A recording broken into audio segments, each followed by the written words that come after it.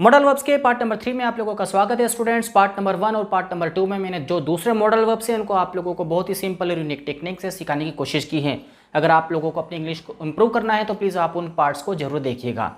आज के इस पार्ट नंबर 3 में हमारा पहला मॉडल है नीड, जो कि प्रेजेंट टेंस के अंदर हम इसकी प्रैक्टिस करने वाले हैं। यहाँ पर नीड के साथ में हम एस तब लगाएंगे जब सब्जेक्ट सिंगुलर होता है। अब इसकी पहचान देख लेते हैं, बहुत ही सिंपल है।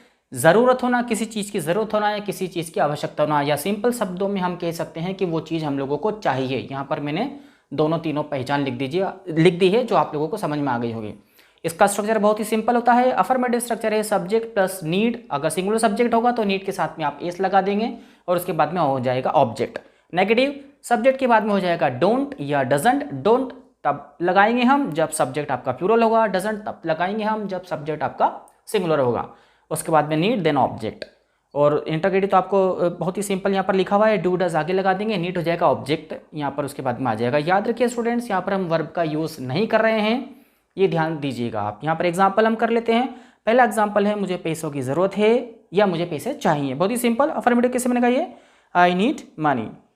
स्ट्रक्चर देखिए, सब्जेक्ट की जगह आई है, नीड की जगह आपने लगा दिया आई नीड, ऑब्जेक्ट की जगह मनी। आई नीड मनी, मुझे पैसे की जरूरत है। नेगेटिव किस तरह से बनाएंगे, आई डोंट नीड मनी। और interrogative do I need money.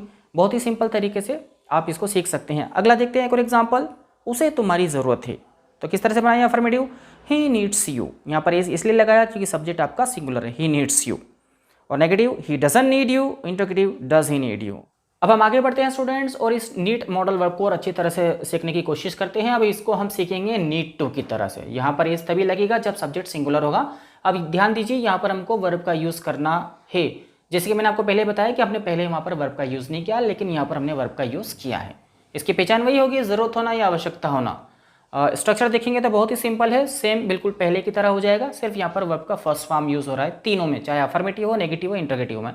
इसके एग्जाम्पल देख लेते हैं। पहला एग्जाम्पल है तुम्हें इंग्लिश सीखने की ज़रूरत है। बहुत ही simple, you need to learn English. आप चाहें तो इसको नेगेटिव बोल सकते हैं, you don't need to learn English. और interrogative do you need to learn English. आप स्ट्रक्चर देखते जाइए, सेंटेंस बनाते जाइए, बहुत ही सिंपल है ये। सेकंड देख लेते हैं, उसे मॉर्निंग वॉक पर जाने की ज़रूरत है। किस तरह से बनेगा affirmative, he needs go for morning walk. यहाँ पर नीड के साथ इसलिए लगाया है क्योंकि सब्जेक्ट आपका सिंगुलर है। तो ये he needs go for morning walk affirmative था। Negative he doesn't need to go for morning walk. और interrogative does he need to go for morning walk. I hope students आप लोगों को ये नीड मॉडल समझ में आया होगा। इसे हमने प्रेजेंट टेंस पे सीखा है। अब मैं आपको इसको सिखाता हूँ पास्ट टेंस।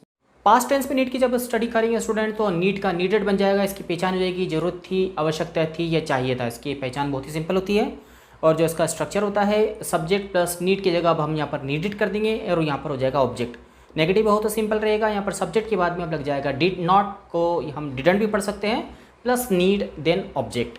और इंटरगेटिव वही did plus subject plus need plus object. I hope students आपको यह स्ट्रक्चर समझ में आया होगा।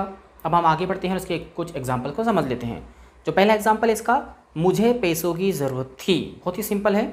अफर्मेटिव आई नीडेड मनी। यहाँ पर जैसे सेकंड फॉर्म की तरह यूज़ हो रहा है नीड, तो I needed money. Negative I didn't need money. और interrogative did I need money. अब स्ट्रक्चर को देखते जाइए और सेंटेंस को देखते जाइए, आपको ये सेंटेंस समझ में आते जाएगा। अगला एग्जाम्पल देख लेते हैं, उसे तुम्हारी ज़रूरत थी। अफर्मेटिव किस तरह से बनेगा, ये she needed you. Negative she didn't need you. Interrogative did she need you. मैं एक बार फिर बता दूं, जैसे ही आप स्ट्रक्चर को देखेंगे और सेंटेंस को देखेंगे तो आपको अच्छा आसानी से समझ में आ जाएगा। और इसके अलावा आप दूसरे जो बहुत सारे सेंटेंस हैं उनको भी बना सकते हैं। अब हम आगे बढ़ते हैं स्टूडेंट्स और नीडेड के ऐसे सेंटेंसेस की स्टडी कर लेते हैं जहाँ पर वर्ब का यूज़ होता है। इसलिए नीडेड अब जो है नीडेड टू बन जाएगा। इसकी पहचान हो जाएगी, ज़रूरत थी, आवश्यकता थी। स्ट्रक्चर बहुत ही सिंपल होता है, सब्जेक्ट के बाद में नीडेड हो जाएगा प्लस टू देन वर्ब का first form. Negative subject plus didn't plus need two plus verb का फर्स्ट फॉर्म। ध्यान दीजिए, यहाँ पर नेगेटिव में नीडेड की जगह हमने नीडेड टू कर दिया है। बिल्कुल ये पास्ट इंडेफिनिट टेंस की तरह ही काम कर रहा है, जो आपको अच्छी तरह से आता है, मैं आपको पहले सिखा चुका हूँ। Interrogative did plus subject plus need to then verb का फर्स्ट फॉर्म और ऑब्जेक्ट। ध्यान दीजिएगा, ये वाला जो मॉडल है, जो हम जिस मॉडल को सीख रहे हैं, ये नेगेटिव सेंटेंस ज़्यादा बोला जाता है, इसलिए मैंने यहाँ पर एक राइट का निशान लगा रखा है। इसी तरह के हम सेंटेंसेस ज़्यादा बोलते हैं। एग्जाम्पल में यहाँ पर देख लेते हैं हम पहले, तुम्हें इंग्लिश सीखने की ज़रूरत थी। तो अफर्मेटिव किस तरह से बन जाएगा, you needed to learn English. Structure देखिए और उसको बना दीजिए। Negative you didn't need to learn English, और यानी कि तुम्हें इंग्लिश सीखने की ज़रूरत नहीं थी। और interrogative did you need to learn English, क्या तुम्हें इंग्लिश सीखने की ज़रूरत थी। एक और एग्जाम्पल को समझ लेते हैं, उसे मॉर्निंग वॉक पर जाने की ज़रूरत थी। He needed to go for morning walk. Structure देखिए, सेंटेंस बनाइए। Negative, he didn't need to go for morning walk, उसे मॉर्निंग वॉक पर जाने की ज़रूरत नहीं थी। और interrogative, did he need to go for morning walk, या उसे मॉर्निंग वॉक पर जाने की ज़रूरत थी। आई होप स्टूडेंट्स आप लोगों को नीड मॉडल प्रेजेंट टेंस और पास्ट टेंस में समझ में आया होगा। हमारा नेक्स्ट मॉडल से स्टूडेंट्स ऑट टू और ought to have. Ought to की जो हिंदी पहचान होती है वो चाहिए, इसे प्रेजेंट टेंस के अंदर बोला जाता है। और ऑट टू हैव की पहचान होती है चाहिए था, इसे हम पास्ट टेंस के अंदर कहेंगे। इसकी जो सिंपल पहचान है तो वो तो मैंने आपको बता दी है, लेकिन जो इसकी प्रमुख पहचान है उसको देख लीजिए। नैतिक जिम्मेदारी के भाव को व्यक्त करने के लिए इसका यूज़ किया जाता है, या जब हम कभी भी हमारे कर्तव्य को पूरा करने के लिए किसी को कहते हैं तब हम ऑट टू का यूज़ करते हैं। आई होप आपको ये पहचान इसकी समझ में आ गई होगी। अब इसका स्ट्रक्चर देख लेते हैं, बहुत ही सिंपल है। और सब्जेक्ट रहेगा, ऑट टू के साथ में वर्ब का फर्स्ट फॉर्म यूज़ करेंगे, और नेगेटिव ऑट नॉट टू कर दीजिए इसको। सब्जेक्ट के बाद में ऑट नॉट टू कर दीजिए, फर्स्ट फॉर्म का ही यूज़ किया जाएगा। अब इसके एग्जाम्पल देख लेते हैं। जैसे कि पहला, हमें अपने बड़ों का आदर करना चाहिए। यहाँ पर भी हम किसी को अपनी नैतिक जिम्मेदारी निभाने के लिए कह रहे हैं, तो किस तरह से बनेगा ये, we ought to respect our elders. ठीक है, नेगेटिव आप चाहें तो बना सकते हैं, लेकिन ऐसा बोला नहीं जाता है। सेकेंड एग्जाम्पल देख लेते हैं, तुम्हें झूठ नहीं बोलना चाहिए। नेगेटिव हो जाएगा ये, you ought not to tell lie. ठीक है, एक और देख लेते हैं एग्जाम्पल इसका, हमें सच बोलना चाहिए। अफर्मेटिव किस तरह से बनेगा ये, we ought to speak the truth. अब नेक्स्ट मॉडल को समझ लिए स्टूडेंट्स, ऑट टू हैव। इसकी पहचान हो जाएगी चाहिए था, ये ऑट टू का पास्ट टेंस है। ठीक है स्टूडेंट, इसका स्ट्रक्चर भी बड़ा ही सिंपल रहता है। सब्जेक्ट ऑट टू हैव, लेकिन याद रखिएगा यहाँ पर वर्ब का थर्ड फॉर्म यूज करेंगे।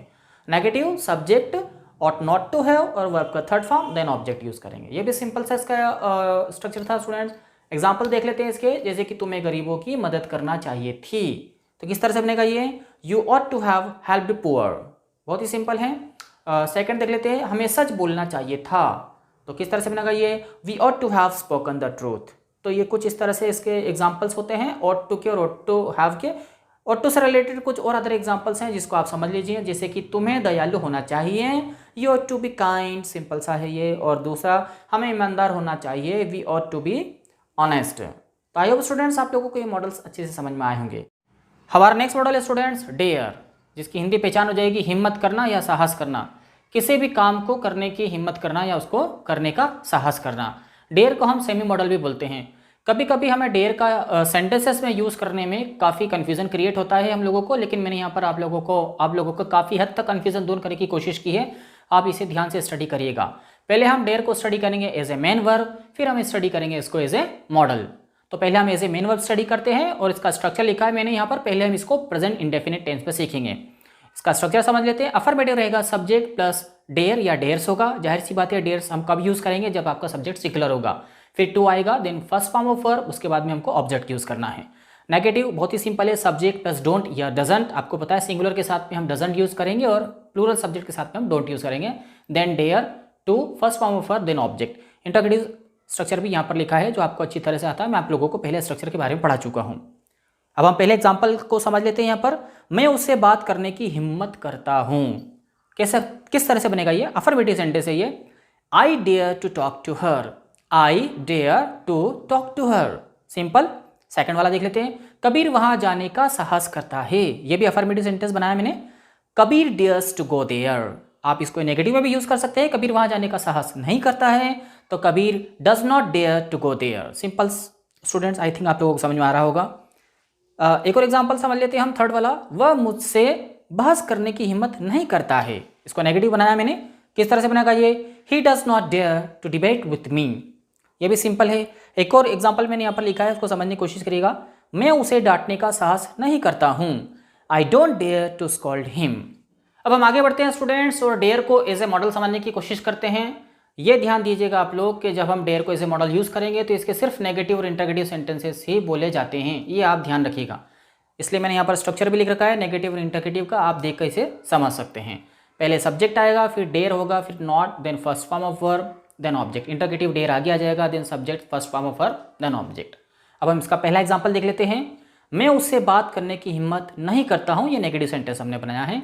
देख लीजिए कैसे बनेगा ये, आई डेयर नॉट टॉक हर। याद ध्यान दीजिएगा, आई डेयर नॉट टॉक हर, यहाँ पर टू नहीं लगाना है। सेकंड एग्जाम्पल देख लेते हैं। कबीर में वहां जाने का साहस नहीं है, या कबीर वहां जाने का साहस नहीं करता है, यह भी नेगेटिव सेंटेंस है।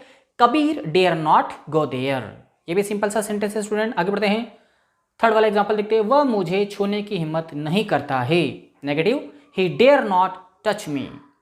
तो आई होप आपको ये समझ में आया होगा। डेयर के कुछ और एग्जाम्पल्स हैं, मैं आपको यहाँ पर समझा देता हूँ। इसको एज ए चैलेंज भी यूज़ किया जाता है डेयर को। कभी किसी को ललकारना हो या चुनौती देना हो तो कुछ इस तरह से डेयर के अंदर सेंटेंसेस बोले जाते हैं, जो मैंने यहाँ पर 2 एग्जाम्पल लिखे हैं, आप इसको ध्यान से देखिएगा। I dare you to talk to her, यानी कि मैं तुम्हें चुनौती देता हूँ या मैं तुम्हें ललकारता हूँ कि तुम उससे बात करो। एक और एग्जाम्पल समझ लीजिए, I dare you to beat him, मैं तुम्हें ये चुनौती देता हूँ या मैं तुम्हें ललकारता हूँ कि तुम उसे पीटो या तुम उसे पीट कर बताओ। तो आई होप स्टूडेंट्स आप लोगों को ये dare as a main verb और एज ए मॉडल समझ में आया होगा। अब हम इसे डेयर को पास्ट टेंस में भी समझ लेते हैं। डेयर की पास्ट टेंस में पहचान में वही रहेगी स्टूडेंट्स, हिम्मत करना या साहस करना। सबसे पहले हम इसको एज ए मेन वर्ब सीख लेते हैं।